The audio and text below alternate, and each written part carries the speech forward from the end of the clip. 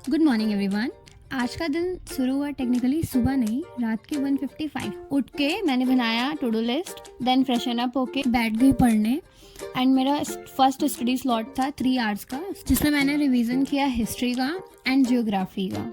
उठ के रेडी होके मैं पहुंची लाइब्रेरी में मैंने बनाए हिस्ट्री के short notes for quick revision, because last time revision के लिए short notes are the best. Then मैंने लिया इकोनॉमिक्स का लेक्चर, जो कि मैं बस एज अ रिवीजन कर रही हूँ क्योंकि मेरा ऑलरेडी इकोनॉमिक्स का सिलेबस कंप्लीट है। देन नेक्स्ट स्टडी स्लॉट मेरा 4 आवर्स का था, जिसमें मैंने बायोलॉजी और इंग्लिश का रिवीजन किया। एंड 4:30 पे मैं गई ट्यूशन।